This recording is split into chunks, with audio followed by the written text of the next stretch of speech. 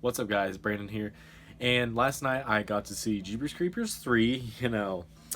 I was waiting for quite a while for this, probably 10 years at least. And, um, wasn't the best, but it wasn't the worst, whatsoever. But yeah, I got to see it, so I figured I would just make a review about it, tell you all my thoughts because I've been waiting on this for quite a while. So yeah, let's get right into it. So let's get into performances. I believe the strongest performances in this film are Meg Foster, Stan Shaw. I cannot pronounce this girl's last name, but Gabrielle, whatever her last name is, she played the main girl in this film. And of course, always the amazing Jonathan Brick. Well, I'm not going to get into every single character detail, but Meg Foster actually played the mother of Kenny, from the first film, Kenny and Darla. And like a lot of people were hoping that they would delve into the backstory of Kenny and Darla, but they really don't go into much detail. Kenny is in the film, he appears, but it's mostly just admonitions that Kenny's mother is seeing. And it's just all in all not really satisfying. We don't really get a sense of, the character Kenny. And we just really don't ever understand, what his like fate really is. Stan Shaw is another great performance in this. He is mostly paired up with Sergeant Tubbs from the first film, and it's awesome that he's back. But all I gotta say is Sergeant Tubbs' performance is not the best in this. His is like kind of comical, especially with his facial expressions, but it's really good to have him back, and he's a fun character. And they spend a lot of time on these two characters and it's a love interest. And the two characters weren't really that bad, honestly. Like, I actually liked them. One of the actors is from Stranger Things and he was a bully, but in this film he does a very good job. But I don't know, especially I'll get into it later, but all I gotta say is, their subplot wasn't that bad, but oh my gosh, the way it ended was just so cheesy, and you just like, we're about to throw up until they tried to do a tie-in with Jeepers Creepers 2, and at first I was like, oh my gosh, that's awesome, and then I'm like, wait, but then again, he doesn't look like anyone in Jeepers Creepers 2, and even if he did, there is no one in Jeepers Creepers 2 being like, hey, I just fought this guy, or saw him at least, like, a couple days ago. I could probably have an idea of what we could do. But it's just, Victor Salva tried to intertwine the movies, but it just really didn't come across, like you knew what was going on. And for people, that are just casual fans and wanted to see this, they probably didn't know that this was taking place in between the first and the second until that end. They're like, wait, oh, so it's in the middle, because like it's not really like much explanation is given, just a little couple lines in the first, and then at the end you're like, oh, in the first and second. And yeah, I mean, it also like devalues it a lot. You're not really as invested because a lot of people are gonna die, but the creeper is definitely not gonna die. And I'm not sure if I would really like the creeper to die, but I mean, honestly, they have to try something new. And in this film you obviously knew that he was gonna live because Jeepers Creeper 2 exists. So it kind of, I just hate the decision how they picked this to be basically a Jeepers Creepers 1.5.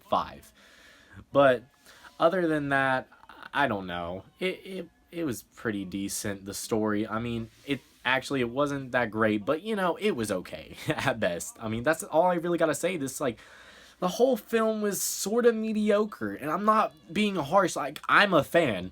Like, I love this franchise, and just this kind of took a nosedive.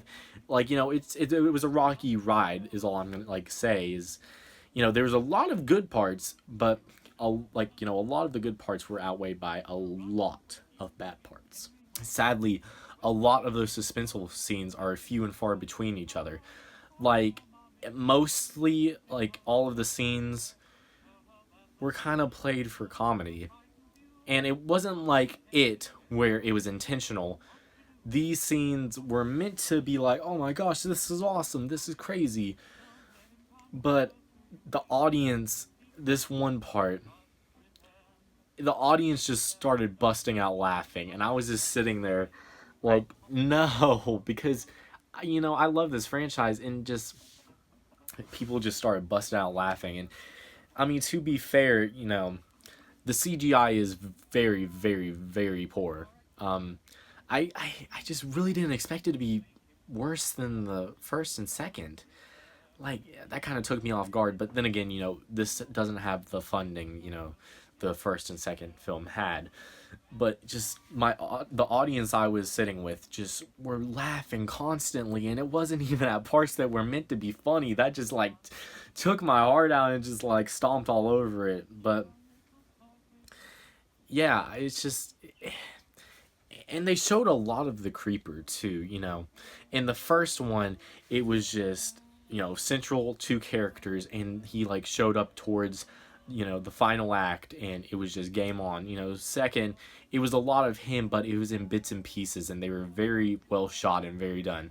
Speaking of cinematography, this film, it's either hit or miss. There's some very, very nice shots in this film, honestly, but then there's like in the beginning, like I'm pretty sure this wasn't the theater I was in, but in the beginning, you can barely see what's going on. Like, I was squinting and just like leaning up like, what is going on? Because I just could not tell what was happening.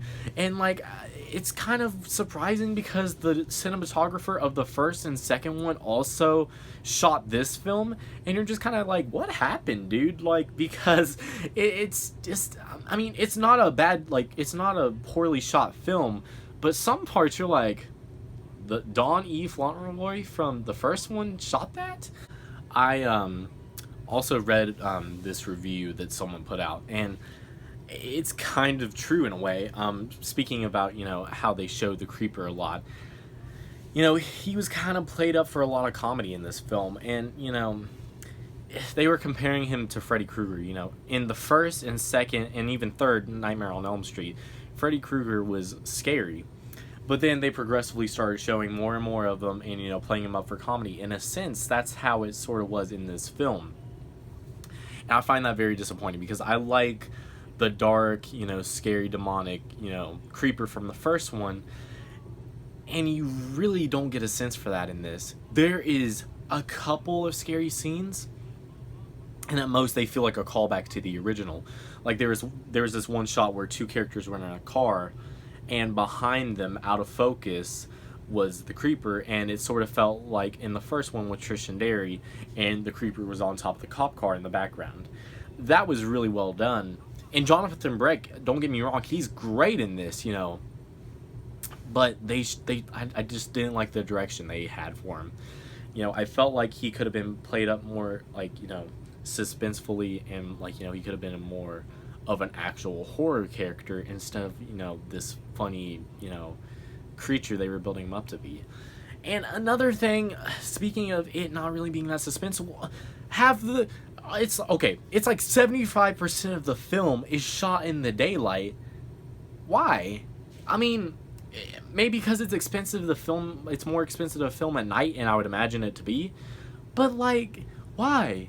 It was really weird. Like, I really didn't get it. And speaking of that, I'm just getting all these ideas. The truck was, they added a bunch of accessories to the truck that weren't in the first one, and it just felt forced. But like, it was just cool, but it just felt tacked on. I know it seems like I have a lot of negatives for this film, but I didn't hate it. My expectation, and you gotta keep in mind, my expectations were low coming into this, and it sort of it was kind of almost exceeding kind of below. It was not that bad, but it could have been a lot better. Honestly, my sister, I went to see the film with her, she sort of summed it up perfectly well. This film wasn't really necessary at all, and it's sad to say that, because we've been waiting for a while for this. But yeah, I think probably my favorite scene was towards the end, where I mean, I hope you all know, but Gina Phillips is appearing in this film, and her part, she got like at least 30 seconds of being in the film. That was my favorite part. it was awesome seeing her again. And of course, you know, the sequences with the creeper and the ones that were actually suspenseful, I really enjoyed those.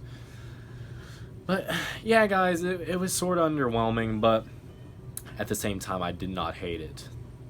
You know, there's just the CGI and, you know, them like deciding to film a lot of it during the day kind of weighed it down for me. And some of the story elements were not very good and not very well executed. But I'm hoping the fourth one could be better. It's going to be a while till we see that, but I'm optimistic, and especially since Gina Phillips is coming back.